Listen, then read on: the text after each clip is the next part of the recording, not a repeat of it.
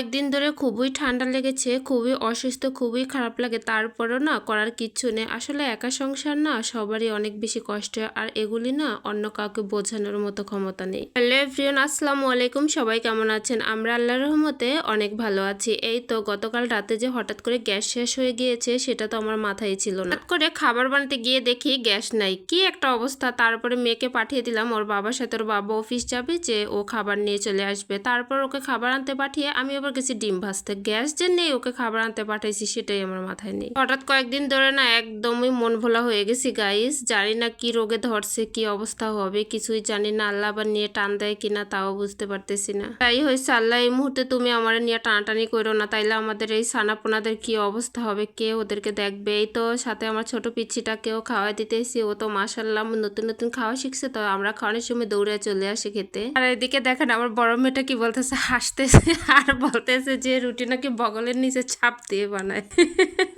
মানে ও হচ্ছে বাইরের খাবার একদমই পছন্দ করে না, ওর বাবাও পছন্দ করে না। আমি হাসির জন্য বলতে পারতেছি না। আমি হচ্ছে বলছি বাইরে থেকে খাবার নিয়ে আসতে, রুটি নিয়ে আসতে, তো ওর বাবা বলছে আম্মু বাইরের এগুলি কিন্তু বগলের নিচে দিয়ে দিয়ে বানায়, এগুলি খাওয়া ভালো না। তো ও আমাকে বলতেছে। এই যে দুই বোনের সারাদিনের দুষ্টমি। আমার ছোট মেয়েটা তো সারাদিন মাশাআল্লাহ ওয়াকারে থাকে, দুষ্টমি করে, আর বড়টা ওকে অনেক বেশি সময় দেয়। তো এদিকে আমি হচ্ছে প্রায় দুপুর হয়ে গেছে, এখন আমি কিছু কাপড় ধুবো। এই তো কাপড়গুলি ভিজিয়ে দিছি। আর হচ্ছে ঠান্ডা লেগে গেছে যেহেতু শীতের দিন, আর এখন বাচ্চার জন্য টাইম মতো আমি গোসল করতে পারি না। দিনের বেলা দেখা যায় গোসল করতে করতে প্রায় বিকেল হয়ে যায়, সন্ধ্যা হয়ে যায়। তারপরে হচ্ছে বাচ্চার কাপড় ধুইতে হয়, আর বাচ্চা যেহেতু পটি করে, পটি তারপরে হিসুর কাঁথাগুলো আসলে বুয়ারা ওইভাবে ধুইতে চায় না, নিজেরই ধুইতে হয়। আর এই জন্যই আমার ঠান্ডা লেগে গেছে। এই যে আমি হচ্ছে ছাদে কাপড় নিতে আসছি অনেক দিন পরে। আমি হচ্ছে শাড়ি পরছি। আমি সচরাচর আসলে শাড়িটা পরি না, কারণ শাড়ি পরে সবকিছু সামলাতে কাজ করতে আমার অনেক বেশি কষ্ট হয়ে যায়, আমি পারি না। তারপরে হাজবেন্ড যেহেতু পছন্দ করে মাঝে মাঝে একটু চেষ্টা করে। এই তো আমি এদিকে ডিম ভেজে নিলাম। এটা হচ্ছে আমার ছোট মেয়ের খিচুড়িতে ডিমের কুসুমটা দেবো, যেহেতু ছোট কুসুমটা এখন দিচ্ছি, আর সাদাটা হচ্ছে আমি ভেজে নিলাম।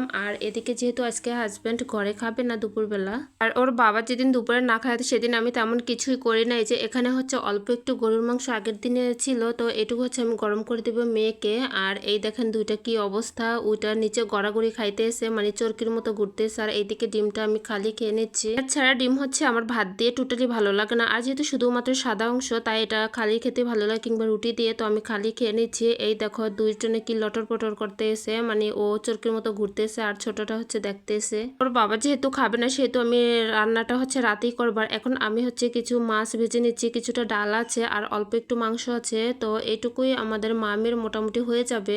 তো আমি হচ্ছে খাবার নিয়ে চলে আসছি, আমিও খাচ্ছি, আর পাশে যেহেতু আমার মেয়েটা আছে ওকেও দিচ্ছি। আর ছোট টুনটুনি খেতে নিলে যেহেতু দৌড়ে চলে আসে, ওর মুখে একটু সাদা ভাত দেয়, ও খুবই পছন্দ করে। এই যে হেতে আমার খাওয়া দেখে উনি কাগজ খাইতেছে। এই তো আমি শুইতে চলে আসলাম, মানে আমরা হচ্ছে ঘুমিয়ে পড়ি। ওই যে বড়টা ঘুমিয়ে পড়ছে, আর ছোটটা কি অবস্থা দেখেন, ও হচ্ছে গড়াগড়ি খাইতেছে, ও হচ্ছে সহজে ঘুমায় না।